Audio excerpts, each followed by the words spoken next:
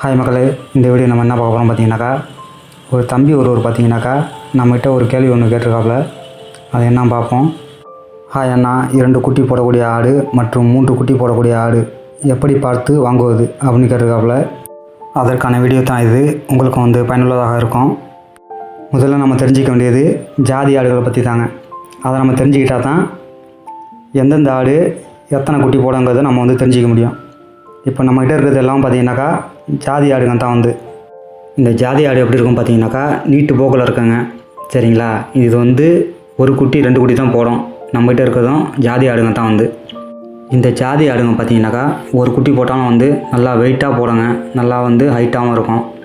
சரிங்களா, அதனால தான் நான் வளர்த்துட்ருக்கேன். நல்லா வெயிட்டு கொஞ்சம் அதிகரிக்கும், வேறு ஒன்றுமே இல்லை இதில். அதெல்லாம் வாங்கி வளர்க்குறேன், பார்த்துங்க. இது தான் ஜாதி ஆடு. அடுத்து பார்த்தீங்கன்னாக்கா கிராமப்புறங்களில் பார்க்க முடியும். வீடுகளில் பார்த்தீங்கன்னா 2 தாய் ஆடு தான் இருக்கும். ஆனால் பார்த்தீங்கன்னா குட்டிகள் பார்த்தீங்கன்னா அதிகமாக இருக்கும். ஒரு ஆட்டுக்கு பார்த்தீங்கன்னாக்கா 4 குட்டியாவது 3 குட்டியாவது இருக்காங்க. அதுதான் நாட்டாடுன்னு சொல்லுவாங்க. அந்த நாட்டாடு எப்படி இருக்கும் பார்த்தீங்கன்னாக்கா, கால் கட்டையாக தான் இருக்கும். இதே போல் நீட்டு சேப்பில் இருக்காது, நீட்டு வடிவத்தில் இருக்காது, குள்ளமாக இருக்கும் பார்க்குறதுக்கு. இதே போல் பார்த்து வாங்கிக்கோங்க.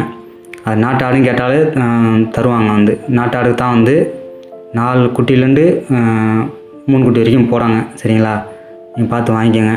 இப்போ ஜாதி ஆடெலாம் நீங்கள் நினைக்கிற மாதிரி அதிகமான குட்டி போடாது. 1 இல்லை 2, அதுக்கு மேலே போடாதுங்க. அடுத்து ஒரு நல்ல வீடியோ சந்திப்போம். பாய், நன்றி.